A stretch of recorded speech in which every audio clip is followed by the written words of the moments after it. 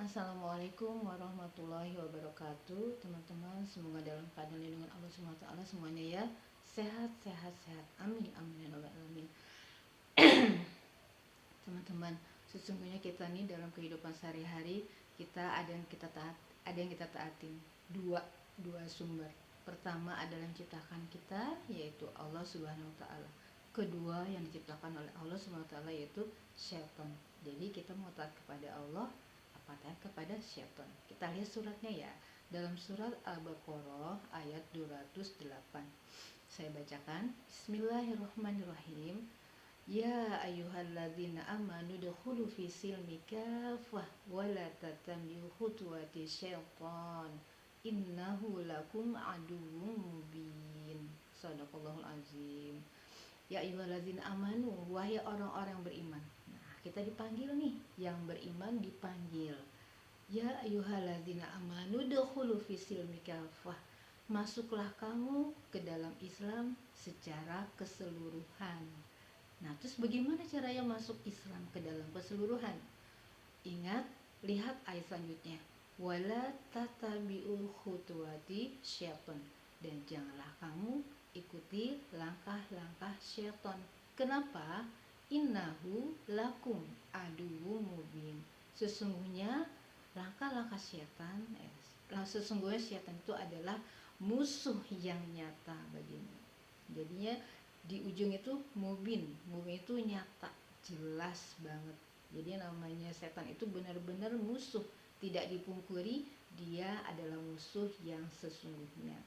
Dan siapa yang sering tidak bertanggung jawab atas perbuatan yaitu setan. Banyaknya dalam ayat-ayat yang lain disebutkan ketika orang sudah mengikuti setan, maka sesungguhnya setan tidak bertanggung jawab di dunia dan akhirat.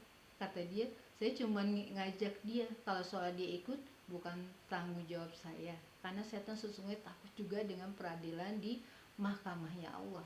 Nah, jadi bagaimana kita caranya mengikuti agar kita ini bebas, aman dari langkah-langkah syaitan, yaitu tadi bermula dari nafsu yang tidak halal ya, nafsu yang memenuhi jiwa raga kita, yang merubah kita dari yang baik menjadi tidak baik ya, dari yang tadinya tenang menjadi tidak tenang. Nah, itu langkah-langkah syaitan. Bagaimana dia melewatinya?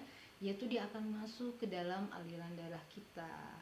Masuknya dari mana? Dari makanan-makanan yang haram, dari sesuatu yang haram. Makanya kita dianjurkan setiap hari untuk berpikir yang baik, berpikir yang positif, bertindak yang positif, makan pun makanan yang baik dan positif. Dalam artian positif apa? Baik dan halal, thayyib dan halal. Karena tidak semua yang baik itu halal, tetapi yang baik tapi harus halal, yang sudah dicantumkan dari surat Al-Maidah ya. Yang halal itu apa, yang haram itu apa.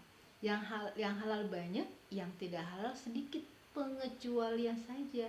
Jadi jangan mencari-cari sesuatu yang dilarang oleh Allah, karena yang disediakan Allah lebih banyak daripada yang dilarangnya.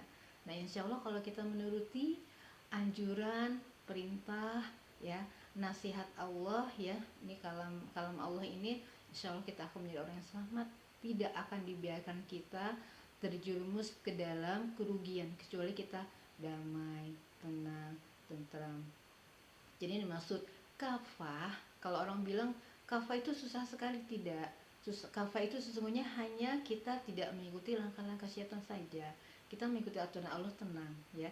Karena sesungguhnya setiap manusia itu akan memiliki kebaikan sebelah sini, kebaikan sebelah sana, A, B, C, D. Itu banyak, masing-masing orang bervariasi, maka tetaplah dalam kebaikan itu. Ya teman-teman, mudah-mudahan kita dimudahkan oleh Allah, tidak terperangkap ke dalam langkah-langkah syaitan, tapi kita mulai pagi seperti yang biasa kita lakukan adalah mengingat Allah, berzikir kepada Allah, minta dimudahkan untuk keperluan hidupan kita setiap harinya. Billahi taufiq wal hidayah. Wassalamualaikum warahmatullahi wabarakatuh.